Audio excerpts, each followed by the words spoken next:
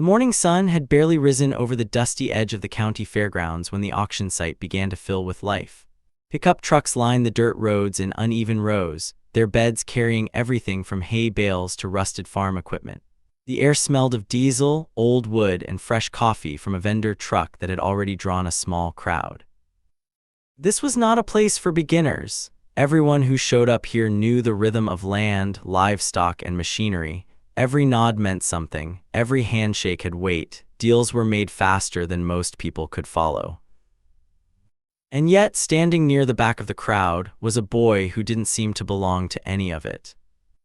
He looked no older than 16 or 17. His boots were worn thin at the soles, patched more than once with rough stitching. His jacket was too big, the sleeves hanging slightly over his hands. He kept them tucked into his pockets most of the time, as if trying to disappear into himself. People noticed him, but only enough to dismiss him. "Lost kid," someone muttered near a trailer. "Probably here with his dad," another replied without even looking twice. A few chuckled, not unkindly, just with the casual certainty of people who believed they understood the world too well to be surprised by anything. The boy didn't respond, he didn't even look at them. Instead, he stood quietly near the edge of the auction yard, eyes fixed on the stage where the auctioneer was setting up for the day. He held a folded paper in his hand, creased so many times the edges were soft. Every so often he opened it slightly, glanced at it, then folded it again. It wasn't a list of items like the others had. It looked older, more important, like something he had memorized but refused to trust to memory alone. The auctioneer climbed onto the raised platform, tapping the microphone. The sound echoed across the yard, cutting through chatter and engine noise. "All right, folks, let's get started." The crowd shifted, boots scraped the dirt, cigarettes were stubbed out, conversations quieted, replaced by the anticipation of deals to come. Item after item rolled out: tractors, worn plows, grain trailers, irrigation pipes. Some sparked interest. Others were quickly dismissed. Bids rose and fell like waves, fast and familiar. The boy watched everything carefully, his expression unreadable. He wasn't like the others who bid confidently, raising their hands with experience and authority. He didn't lean forward. He didn't whisper with neighbors. He simply observed, as if he were waiting for something specific that no one else could see. That's when it arrived. A machine was pulled onto the stage. It was covered in rust, its frame uneven, paint chipped away so badly that whatever color it once had was impossible to recognize. One wheel looked slightly misaligned. A thick layer of dust clung to every surface like it had been forgotten for years. Even the auctioneer hesitated before speaking. Our next item: old agricultural unit, condition unknown, starting bid well, let's just start low. There was a pause. Then laughter. It started small, one or two voices in the back, then more joined in. Soon, the entire crowd was amused. "Scrap metal. Who even brought that here? That thing probably died before I was born." The auctioneer tried to continue, but even he couldn't fully hide a smirk. The boy's gaze locked onto the machine. For the first time, something in his expression changed, not excitement exactly, but recognition. Focus, like he had been waiting for this specific moment longer than anyone in that entire field could imagine. A man nearby noticed him staring. "You thinking of buying that junk?" the man asked with a laugh. The boy didn't answer. The laughter around him grew louder, feeding on itself. Someone made a joke about turning it into a flower pot. Another said it belonged in a scrapyard, not an auction yard. Still, the boy didn't move. The auctioneer called out again, almost casually, "Do I hear anything? $50, 20. More laughter. No one raised a hand. Except the boy. Slowly, deliberately, he lifted his arm. The yard went quiet for half a second, the kind of silence that happens when people think they've misread something. The auctioneer squinted. "Son, are you bidding?" The boy nodded once. A ripple of disbelief spread through the crowd, then came the laughter again, louder this time, but sharper, less amused, more mocking. "Let him play," someone said. He doesn't even know what that thing is. But the boy's hand stayed raised. $50 to the young man, the auctioneer called out, half amused, half confused. Do I hear 60? No one responded. 60. Still nothing. The auctioneer shrugged slightly, going once, going twice. The boy did lower his hand. And just like that, sold. A few people clapped ironically, some laughed harder, others shook their heads like they had just witnessed a harmless joke. But the boy didn't react. He simply lowered his hand, carefully folded the paper in his pocket again, and looked at the machine for a long moment, as if he already knew something everyone else had missed. As the crowd moved on to the next item, no one paid attention to the boy walking toward the rusted machine he had just bought. But one thing was certain. He hadn't come here by accident. The drive back was longer than it should have been. The boy sat in the passenger seat of an old, rattling pickup truck he had borrowed for the day, the rusted machine chained carefully in the back. Every bump in the road made the metal frame groan, as if even it didn't believe it had a future. The driver, a quiet mechanic from the edge of town, kept stealing glances at him. You sure about this? The man finally asked, breaking the silence. The boy didn't look away from the road ahead. Yes. That thing's not just old, it's done. I've seen scrap yards reject better. The boy said nothing. His hand rested on his pocket again, on the folded paper he had shown no one.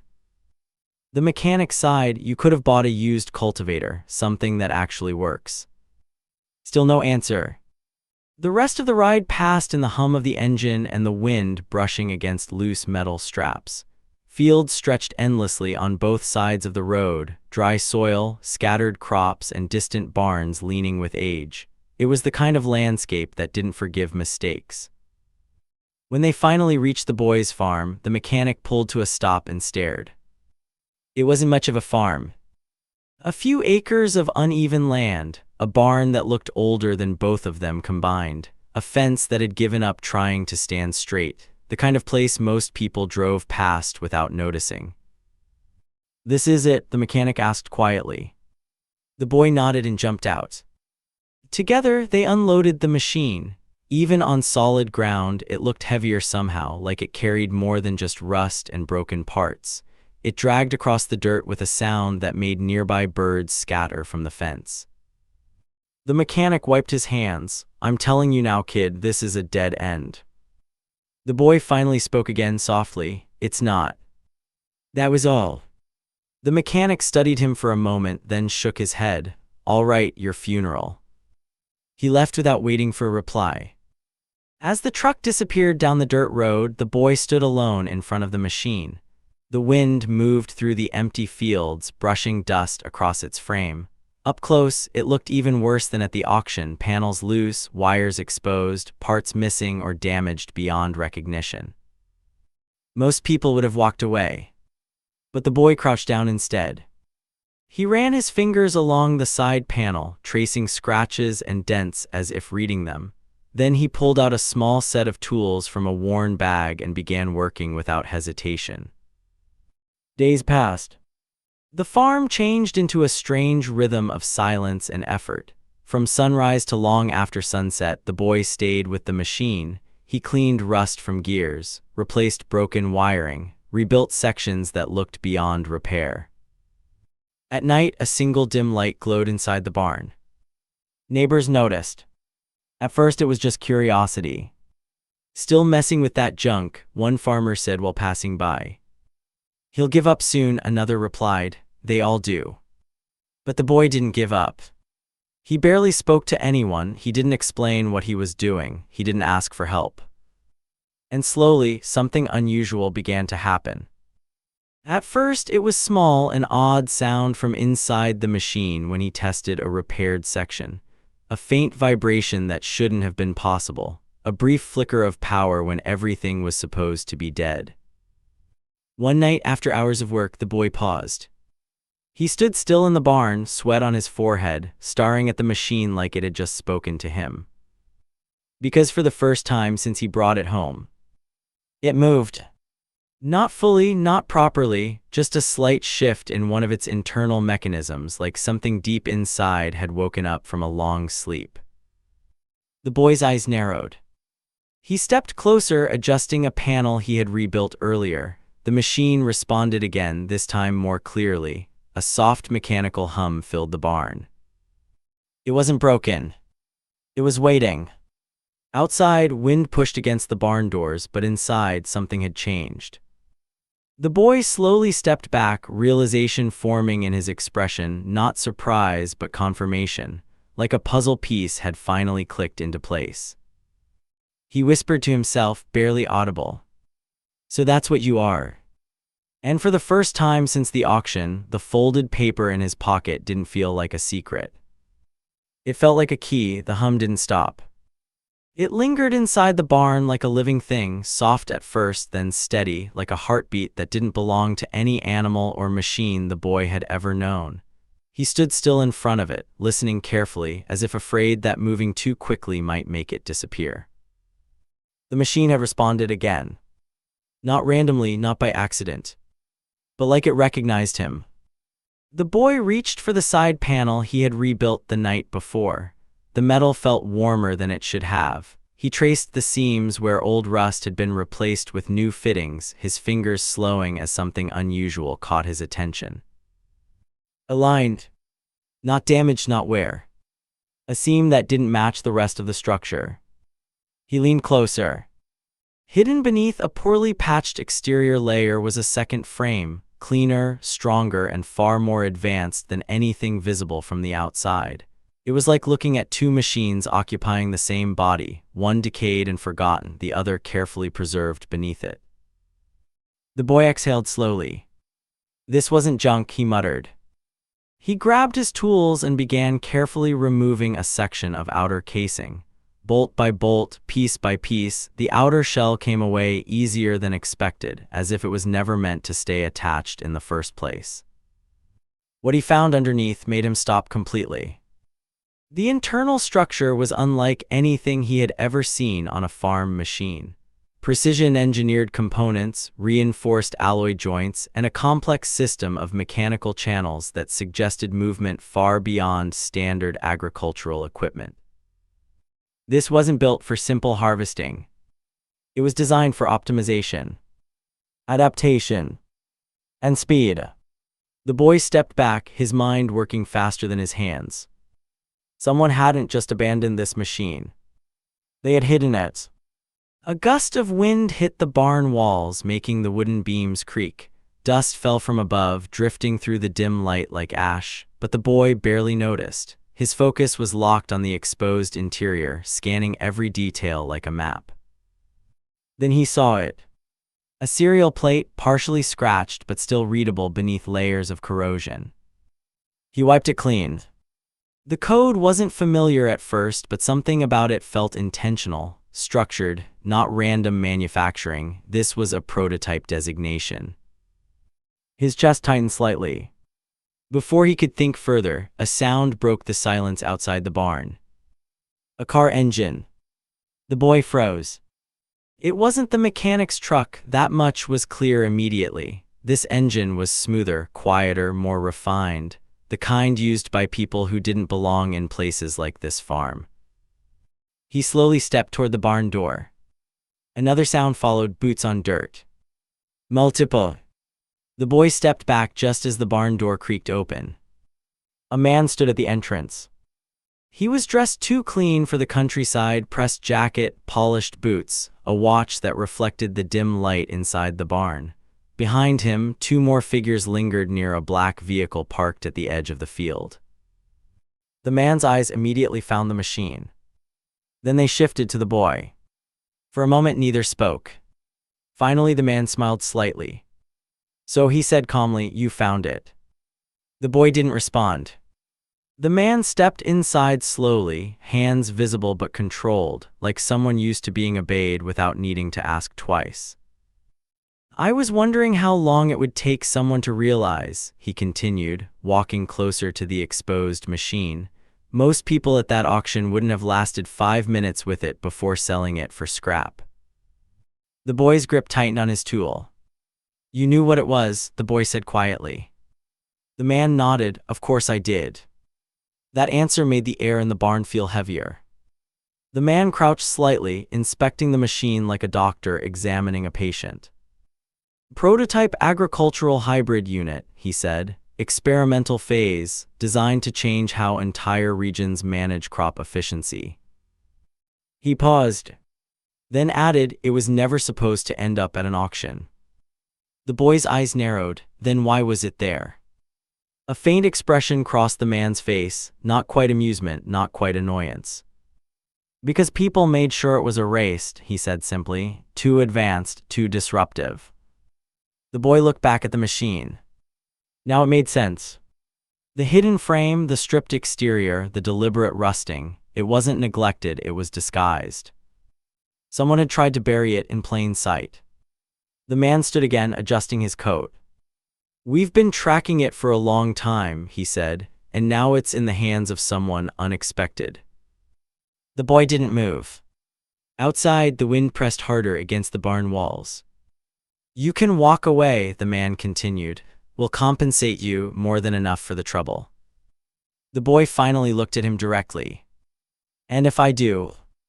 A pause. The man's smile faded slightly. Then things become complicated, he said. Silence filled the barn again. The machine hummed softly between them, as if reacting to the tension in the air. The boy glanced at it once more. Then at the man.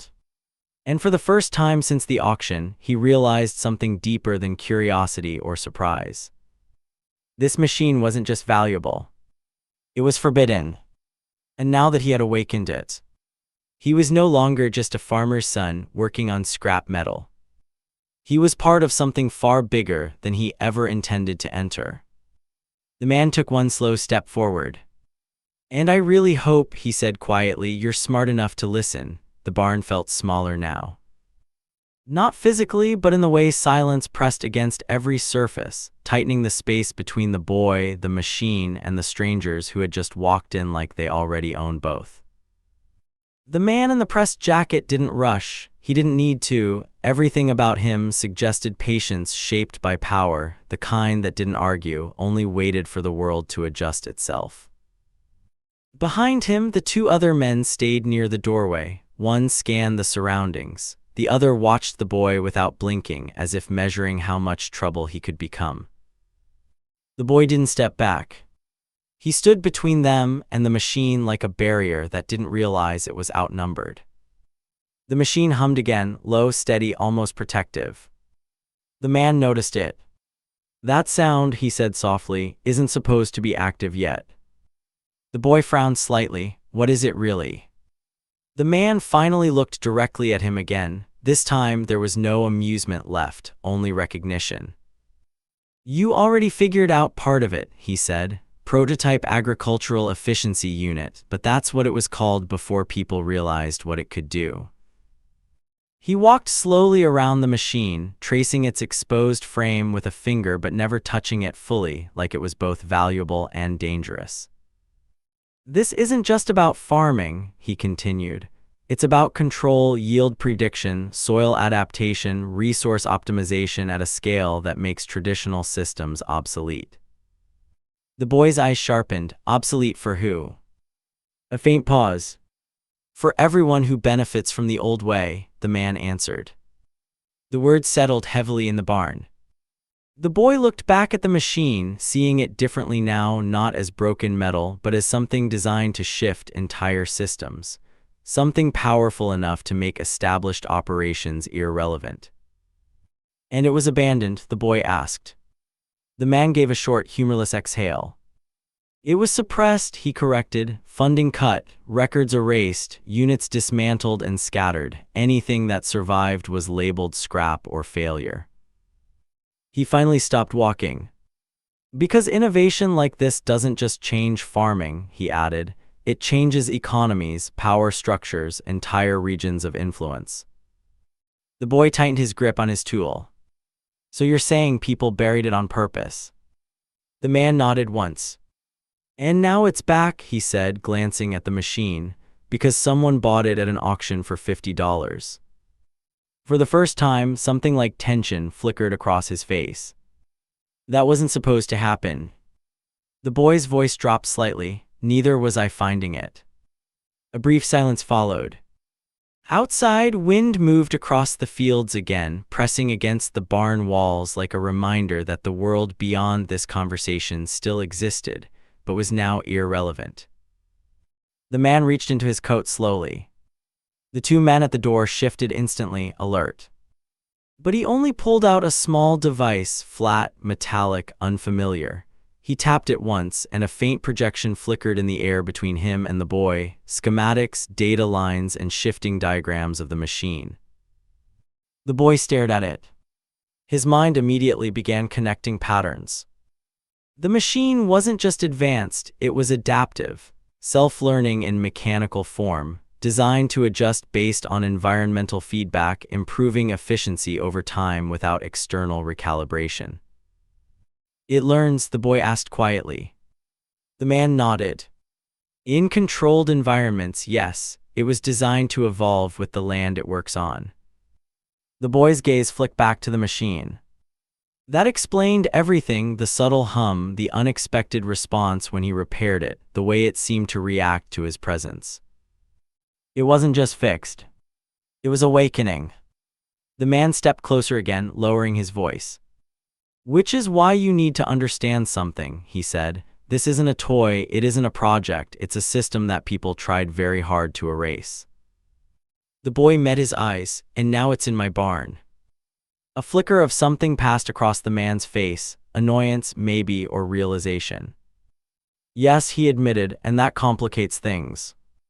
The boy looked at the machine again. Then back at the man. If it was so dangerous, he said, why didn't you destroy it? The man paused longer this time. Because it still has value, he finally said, controlled value. That answer said more than anything else. The boy understood then, not everything but enough. This wasn't just about recovery or research, it was about ownership. Whoever controlled the machine controlled what it could become again. And right now it wasn't controlled. It was here. With him. Outside, one of the men near the door spoke for the first time. We're running out of time. The man in the jacket nodded slightly, as if agreeing with something inevitable. He turned back to the boy. You have two choices, he said calmly. Accept compensation and hand it over, or refuse and force this to escalate beyond what you can manage. The boy didn't answer immediately. He looked at the machine again. The hum inside it had changed, not louder but more consistent, like it had settled, like it had accepted something. Then he looked back at the man. You're not asking, he said quietly. The man didn't deny it. The silence that followed was heavier than before. Because now it was no longer a conversation. It was a turning point. And the boy, standing in a forgotten barn with a machine the world had tried to erase, was about to decide what kind of future it would have. Morning arrived quietly, but the world around the farm did not feel calm. It felt waiting. The field outside the barn had slowly filled since dawn, not with workers or neighbors this time, but with vehicles, expensive ones, clean ones, the kind that didn't belong on dirt roads or beside broken fences. Word had spread faster than anyone expected. A failed auction purchase. A mysterious machine. A private dispute over agricultural equipment. But none of those descriptions matched what was actually happening. Because the boy now stood at the center of something far bigger than a rural misunderstanding. He stood inside the barn, facing the machine. It was fully uncovered now. The outer shell had been removed, replaced, reinforced. What remained looked less like scrap metal and more like a living system of precision and intent. Subtle lights pulsed along its frame. The hum inside it was no longer uncertain, it was steady, aware, and focused. Like it was ready. Outside, the man in the pressed jacket had returned, but this time he wasn't alone. More officials stood behind him now. Some carried tablets, others carried nothing at all, which was worse. Because those were the ones who didn't need tools to enforce decisions. The boy noticed all of it. But he didn't move away from the machine. The man spoke first, voice calm but firmer than before. "This is your final opportunity," he said. "We don't want to escalate this further." The boy didn't respond immediately. Instead, he placed his hand gently on the machine's frame. It reacted not loudly, not dramatically, but subtly, like a pulse acknowledging contact. Then he spoke. "You said it was erased," he said quietly, looking up, "hidden because it changes things too much." The man didn't deny it. "So what happens when it works?" the boy continued, "when it actually does what it was built for?" A silence followed. Even the people outside seemed to hold still. The boy exhaled slowly and stepped back. Then he made a decision. "I'm not giving it to you," he said. No anger, no hesitation, just certainty. The man's expression tightened slightly. "That wasn't the answer we were hoping for." The boy turned toward the machine. "Then you're going to see what it does." He pressed a sequence on the control panel he had rebuilt over days and nights of work, repairs that had once seemed like trial and error, but now looked like understanding. The machine responded instantly. A low vibration moved through the ground. Inside the barn, the air shifted. The system activated.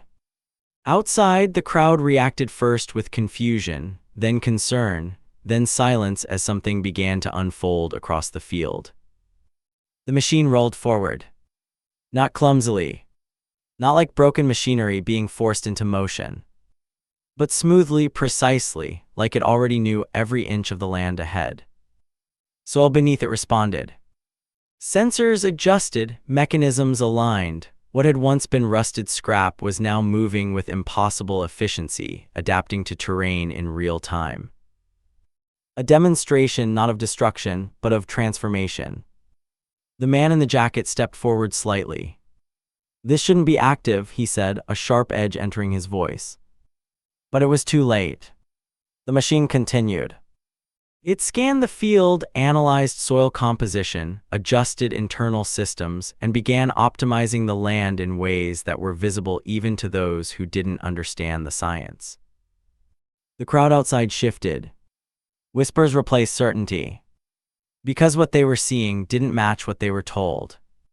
This wasn't a failed prototype. It was working. Better than expected. Better than anything they had ever used. One of the officials finally spoke quietly. "This could replace half the regional systems." Another responded under their breath, "Not could, it already is." The boy stood at the barn entrance now, watching. He wasn't smiling. He wasn't celebrating. He was observing what he had unlocked and what it meant for everyone else. The man in the jacket turned back to him. "You don't understand what you've done," he said sharply. The boy looked at him. "I think I do," he replied. A long pause. The machine completed its first full cycle across the field and stopped. Not broken. Not overwhelmed. Just complete. The hum softened into a steady rhythm, like a system that had finally found its purpose. And in that moment, something shifted, not just in the machine, but in the people watching it. Because denial was no longer possible. The boy had not ruined anything. He had revealed it. The man in the jacket lowered his voice. "This will not stay in your control." The boy nodded slightly, as if he had already accepted that truth. "I know," he said. Then he looked back at the field, at what had just been changed in a matter of minutes. And it was never meant to stay buried either. The wind moved across the farm again, but this time it felt different. Not empty. Not forgotten. But awake. And as the machine continued its quiet work under the rising sun, everyone standing there understood one thing clearly. The day they laughed at the boy at the auction was the day the future quietly began to change direction.